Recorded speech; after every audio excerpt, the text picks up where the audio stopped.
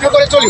প্রিয় সাংবাদিক ভাই বোনেরা, ইতিমধ্যে আমাদের এই দাবির প্রতি 2018 সালে যেমন নির্বাচনী ইশতেহারে দাবি সম্পৃক্ত করা ছিল, সেই দাবির ধারাবাহিকভাবে 2024 সালের গত পরশু দিন আপনারা জানেন বাংলাদেশ সরকারের মাননীয় শিক্ষামন্ত্রী মহোদয় আউফেল ভাই তিনি প্রার্থীর আবেদনের বয়সীমা স্থায়ীভাবে বৃদ্ধির লক্ষ্যে তিনি একটি ডিও লেটার প্রেরণ করেছেন। সেই ডিও লেটারটি গত পরশু দিন সন্ধ্যায় জনপ্রশাসন মন্ত্রণালয়ে গিয়ে আমরা সহস্তে সেখানে আমরা জমা দিয়েছি এবং একটা রিসিভ কপি আমরা সংগ্রহণ করেছি।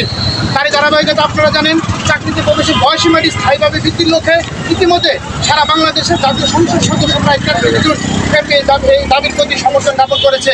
প্রিয় সাংবাদিক বন্ধুগণ, ইতিমধ্যে বাংলাদেশের যে